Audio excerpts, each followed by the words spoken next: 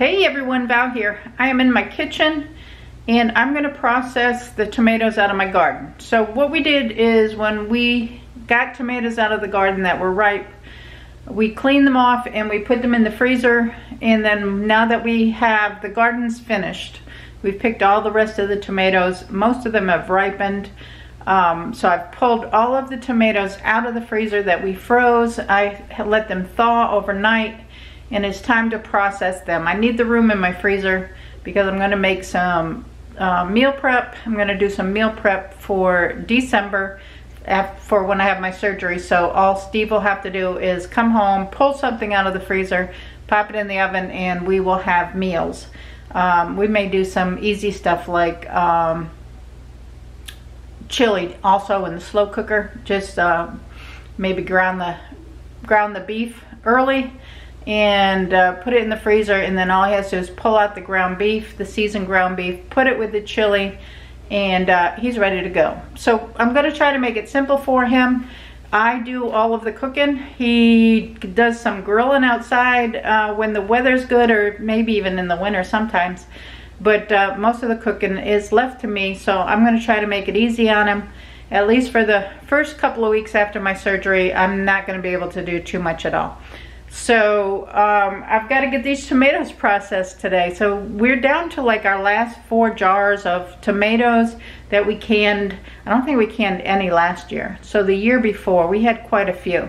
So this year, I said we're not going to buy any tomatoes. We're going to just use what we've been saving in the freezer from last year and this year. We're going to do our batch. It should last us through the year, and then hopefully we'll have a really nice garden. Next year we're going to start the vegetables ahead of time again and put more care into them. Last year I was just overwhelmed with a whole lot of stuff going on. This year should be a whole lot better, tending to a garden, and hopefully we'll do a little bit better on our garden this year. But let me show you what I've got. So these are the tomatoes that I pulled out of the freezer. I had popped them all into bags. Some of them, if they still have the skin on them. That's what I was told to do. They say once they thaw out, the skin peels off them really easy. And then I'm just going to pop them into the blender. I'm going to take the skins off them, take any of cores out of them or any bad spots, which I've tried to take all the bad spots out of them before I froze them. So they should be good to go. And there are some peppers in here because I did mix some peppers from the garden in with the tomatoes, or if I had like a half a pepper left over somewhere, I put that in there.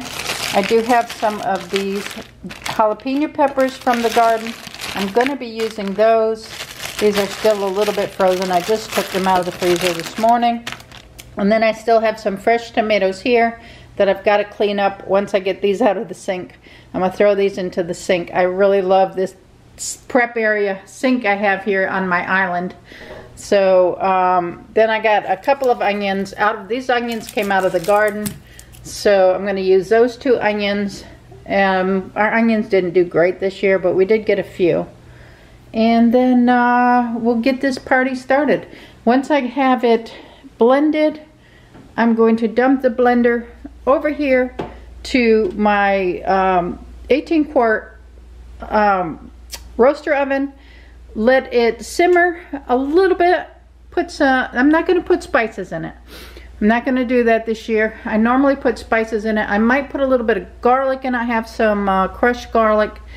And then just do the garlic, onions, and peppers. That way when we open it, we can either use it for, if we're doing something Mexican, like Mexican lasagna or chili or something like that, then we can put those spices in. If we're using it for tomato sauce or you know, lasagna or something like that, we can put the Italian spices in it. So we're just going to keep it generic spiced with really just the onions and the green peppers and the jalapenos and a little bit of garlic, and the rest we'll put in as we're using it. Alright, so let's get started. I'm going to do the bags first.